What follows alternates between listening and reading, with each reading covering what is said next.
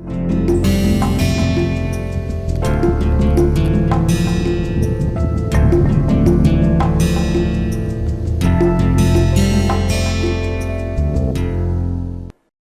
to the course on error control coding and introduction to linear block codes.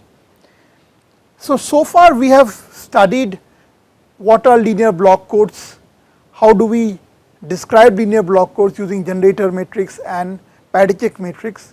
We talked about how we can use error correcting codes for error detection and error correction, and we discussed the distance properties of linear block codes. Today we will spend some time solving some problems for linear block codes. So today's session will be on problem solving. So the first problem that we will look at is, let C be a linear code with both even and odd weight code words. Prove that the number of even weight code words is equal to number of odd weight code words.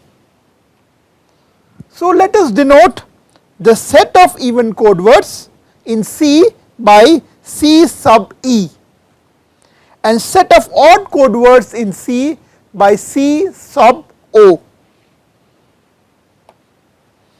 Now let us consider an odd weight code word X, which is taken from this set CO, and let us add X to each of the code words which are there in this set CO.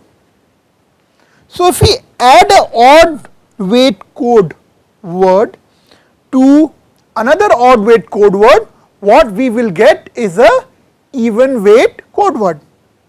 For example, let us say I add 111000 and I add 10101. So this first code word, this is an odd weight code word, its weight is 3. Similarly, this code word also has weight 3. If I add both of them, what do I get? I get 0, 1, 0, 0, 1, 0, and this is a even weight code word. So when I add X, which is an odd weight code vector, and I add X to each of the elements in this set C0, what I get is a set of even code words vectors, and let us denote that set by CE prime. Now the number of code vectors in CE prime is going to be equal to number of vectors in CO. Why? Because how did we get this CE prime? We added an odd vector X to the set CO. So number of vectors in this set is going to be equal to number of vectors in CO. Hence, number of elements in CE prime is going to be same as number of elements in CO. And since we know that this set of even vectors CE hat is a subset of set of even vectors, we can write from this that number of elements in the set of number of odd code words is going to be a subset of number of even code words. Next, let us add the same odd weight code word now to all the vectors in the set CE.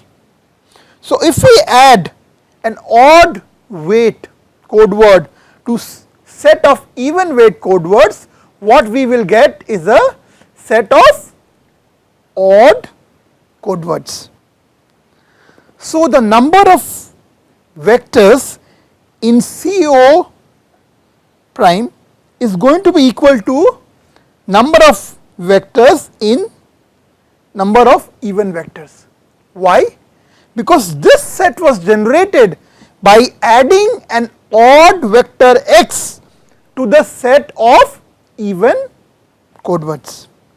So we can then write that CO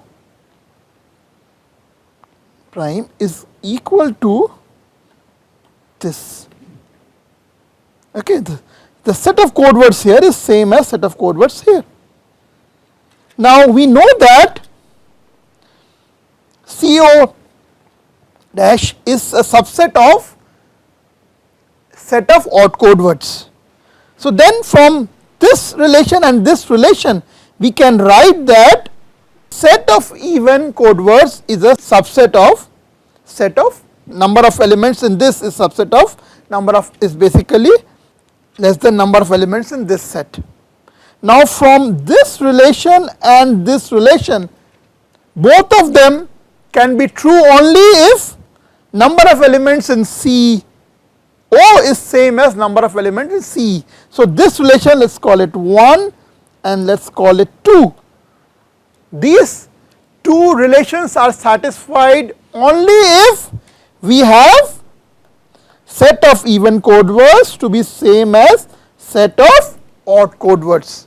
Hence we prove that in a linear code with both even and odd code words, the number of even weight code words is same as number of odd weight code words. So I repeat, this condition and this condition will be simultaneously satisfied only when the set of number of even code words is same as set of number of odd code words, and this proves our result. The next problem that we will look at is as follows. Let us consider a linear NK code C whose generator matrix contains no zero column. Now arrange all code words of this linear code C as rows of 2 raised power k by n array.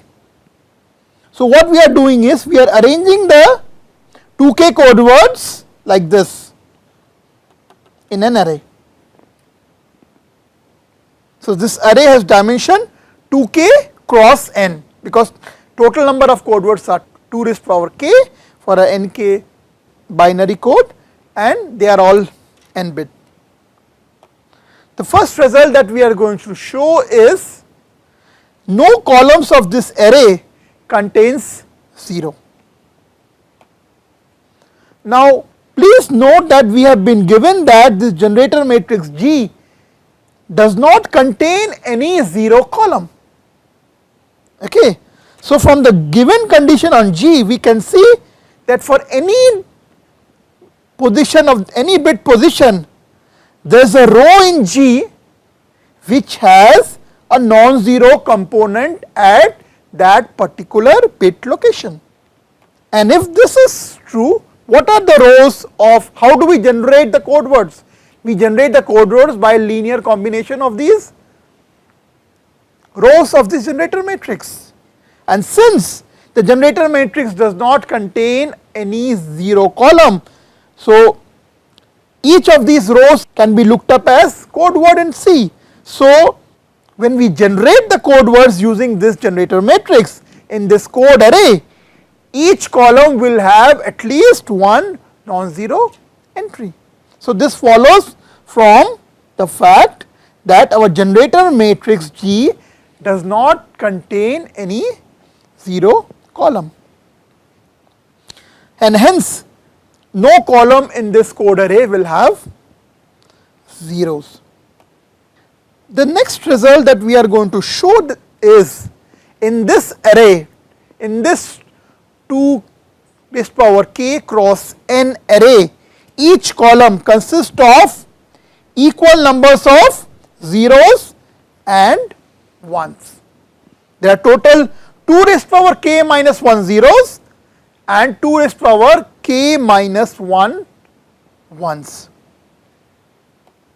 So to prove this, what we will do is we will show that number of code words that have 1 at lth location is same as number of code words that have 0 at lth location, and in this way we will prove that this array has same number of zeros and ones. So, in this code array we know that each column will have at least one non-zero entry that we proved in the earlier result. So, consider the lth column of this code array. Let us denote by S0 the set of code words that have 0 at the lth location, and let us denote by S1 the set of code words that have 1 at the lth location. Now, we pick up a code word x from the set S1, that means x has 1 at lth location. Now, if we add this code word x to all the elements in the set S0, what do we get? What we will get is a set containing 1 at lth location. Why? Because S0 is a set that has 0 at the lth location, and x is taken from the set S1. So, x has 1 at lth location. So, if we add x to s elements in S0, what we will get is there will be a 1 at the lth bit location. So, we denote this class of code word by S1 prime, and this S1 prime will have 1 at the lth location. And since this S1 prime is generated by adding x to this set of vectors in S0, so number of elements in S0 is going to be same as number of elements in S1 prime, and S1 prime is a subset of S1, which is the set of all code words which have 1 at lth location. So, from this we get this condition that set of code words which are 0 at lth location is less than equal to set of code words which has 1 at lth location. Now, add this same vector x which has 1 at lth location to all the elements in S1. When we do that, what we get is a new set of vectors which has 0 at lth location. We denote this set by S0 prime.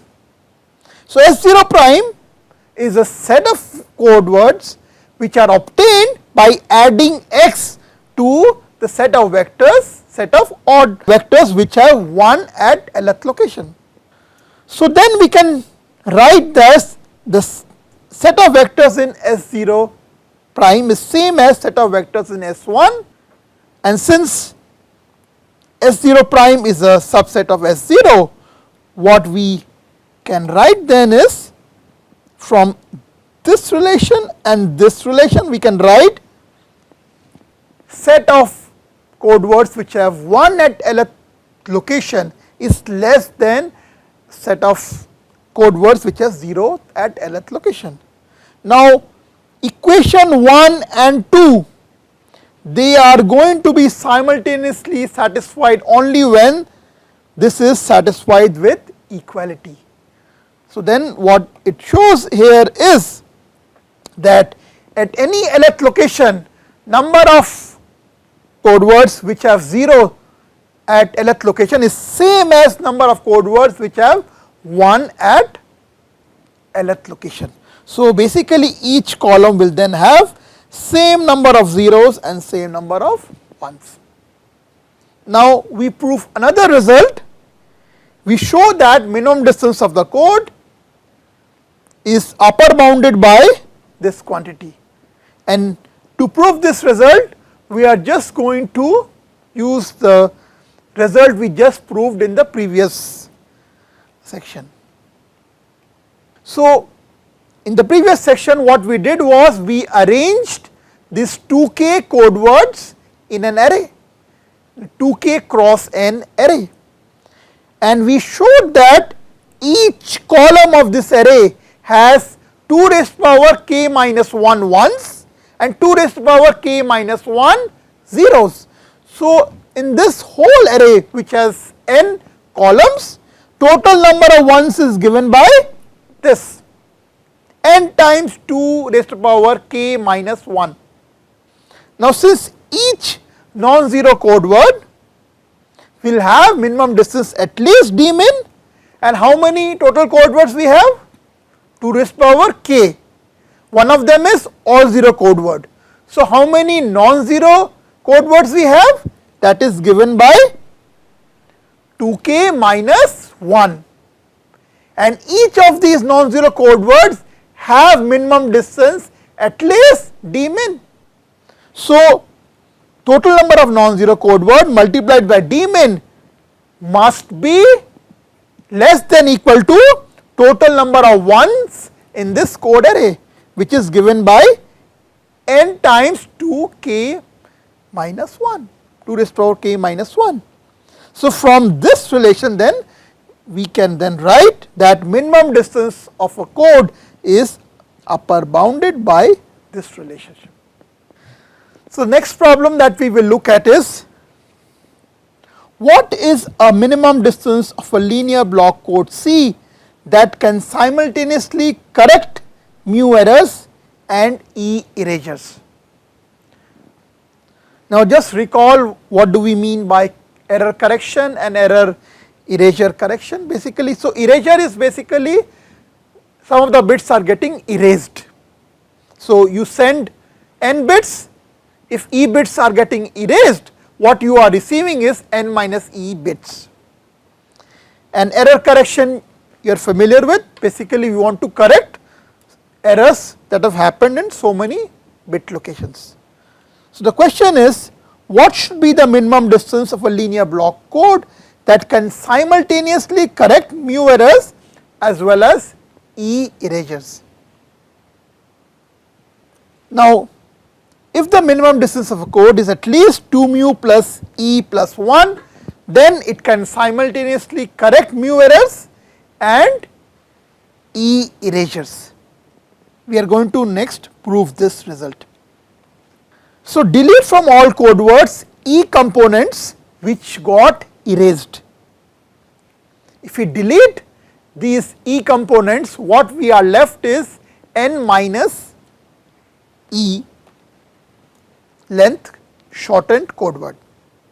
So, this deletion of E component results in a shortened code of length n minus E. Now, we know that if we want to correct T errors, what should be the minimum distance of the code? It should be at least 2t plus 1. So, this code basically, if we want to correct mu errors, the minimum distance of the code after this E erasures should be greater than equal to 2 mu plus 1. So, if minimum distance of the code after this E erasures, the minimum distance is still larger than 2 mu plus 1, then this code can correct mu errors. So, we want our minimum distance of the code to be at least 2 mu plus E plus 1.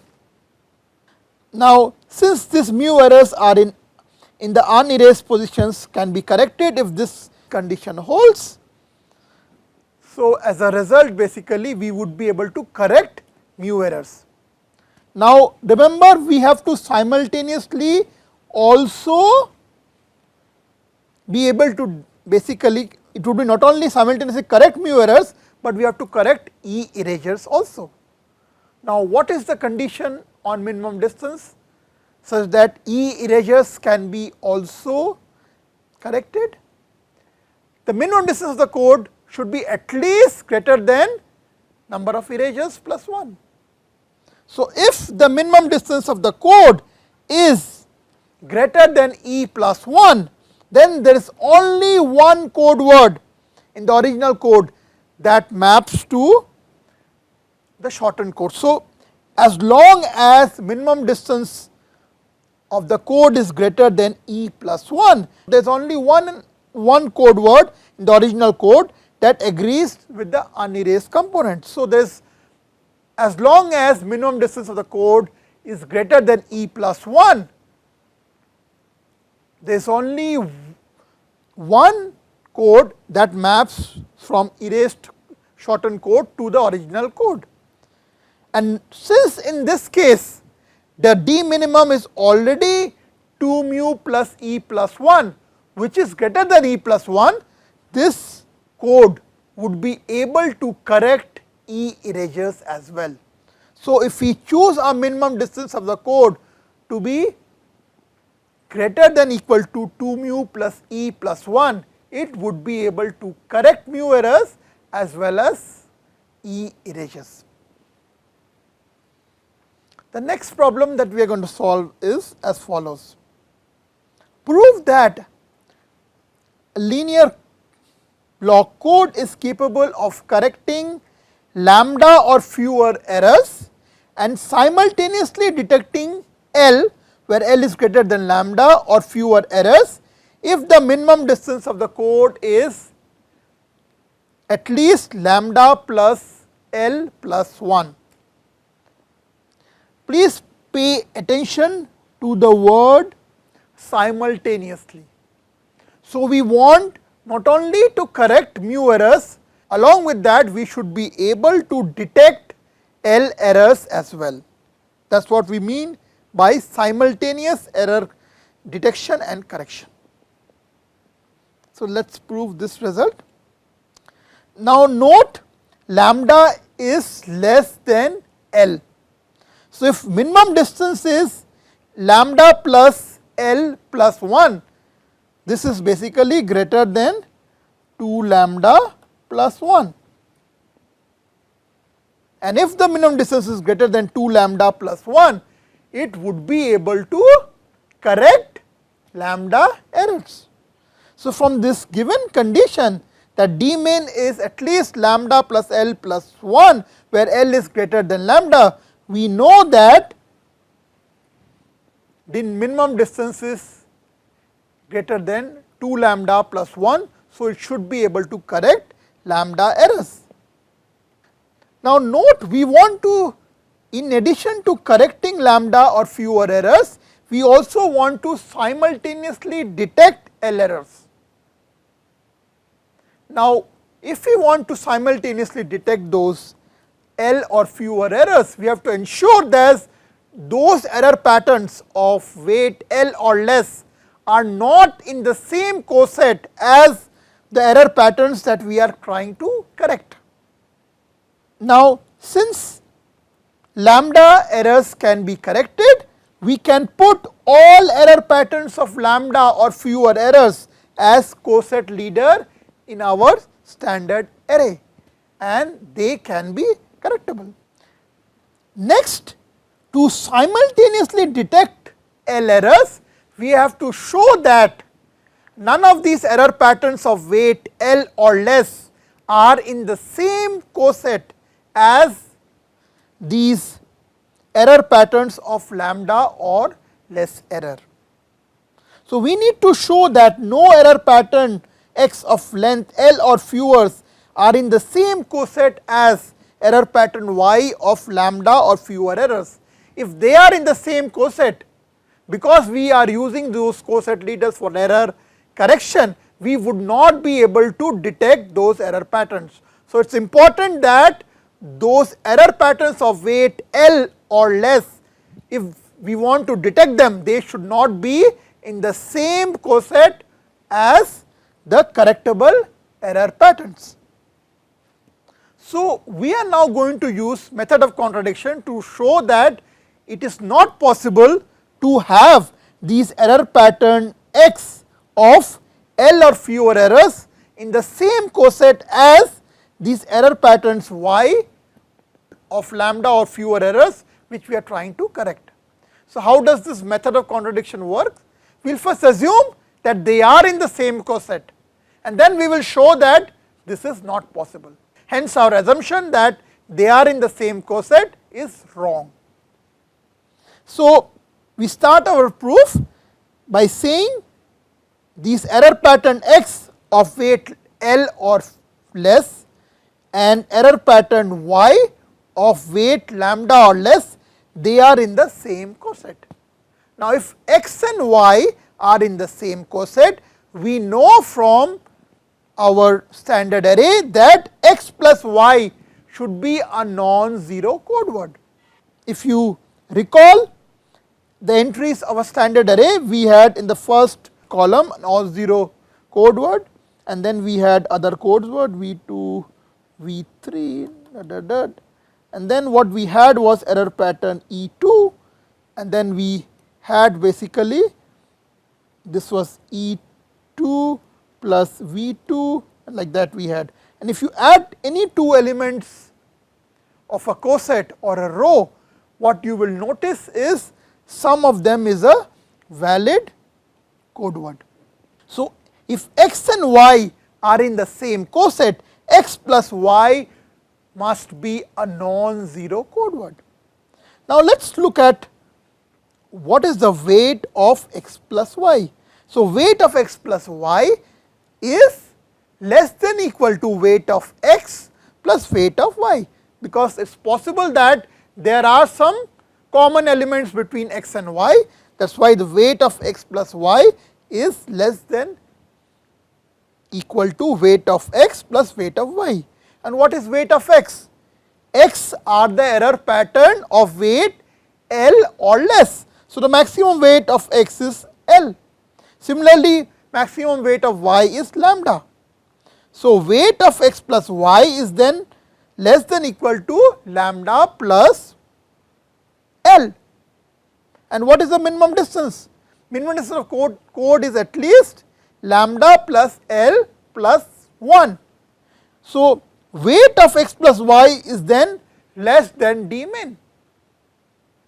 So, what we have shown is the weight of x plus y should have been a code word, is a code word if they are in the same coset. If x and y are in the same coset, x plus y is a valid non-zero code word. But what we have shown here is weight of x plus y is less than d min. So, if x plus y is a valid code word, its minimum weight should be at least d min. So, from here basically what we get is it is not possible to have x plus y in the same coset, because if they were in the same coset, x plus y would have been a valid code word and its weight of x plus y should have been more than d min, but here in this case it is coming out to be less than d min. Hence, our assumption that x and y are in the same coset is wrong.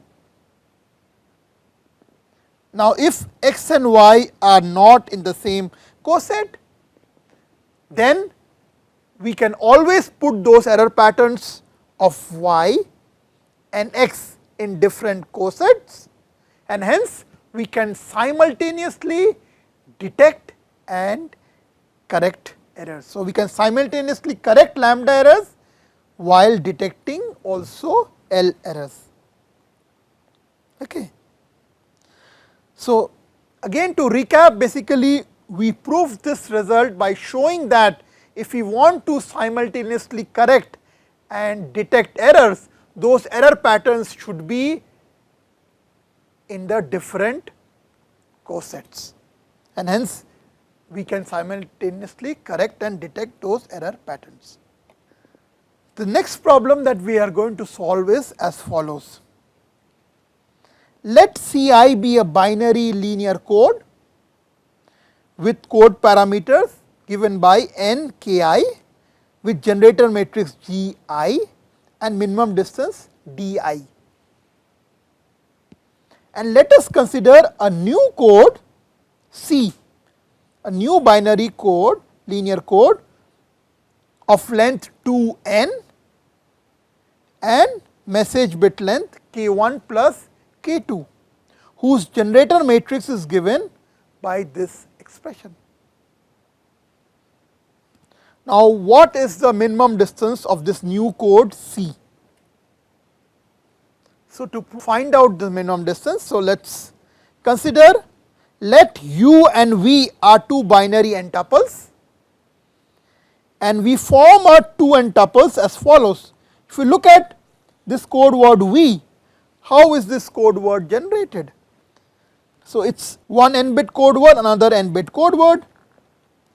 First n bit code word is generated using U times G1, and second one you get basically U times G1 plus V times G2. So, essentially the way you are generating this code word, the first part contains n bit code word U, and the second part is n bit code word which is U plus V.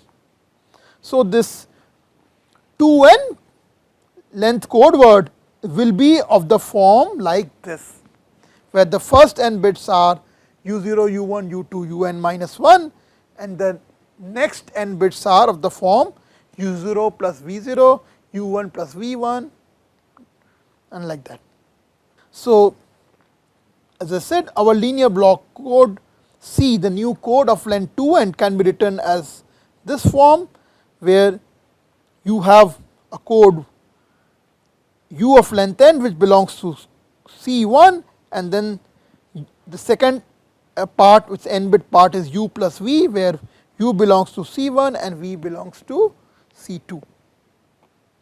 Now, we will show that minimum distance of the code is minimum of 2D1 or D2, where D2 is the minimum distance of the code NK2 and D1 is the minimum distance of the code NK1. So, let us consider two distinct code words X and Y. So, X we denote as concatenation of U and U plus V, and this is U prime plus V prime. Let X and Y be two distinct code words in C. Now, what is the Hamming distance between X and Y? We can write down the Hamming distance between X and Y as the Hamming weight between U plus U prime plus Hamming weight between U plus V plus U hat plus V hat. So, the Hamming distance between X and Y can be written as Hamming weight of U plus U hat plus Hamming weight of U plus U hat plus V hat. Now, note X and Y are distinct code words. So, let us consider two scenarios. In first case, we will consider V is same as V prime. In second case, we will consider V is not same as V prime. So, if we consider V as same as V prime, since X and Y are distinct code word, what we will have is U is not same as U prime.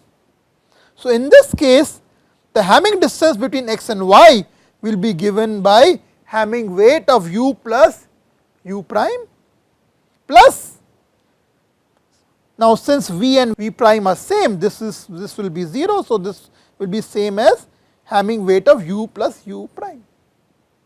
So, then in this case, when V is same as V prime, we can write the Hamming distance between X and Y as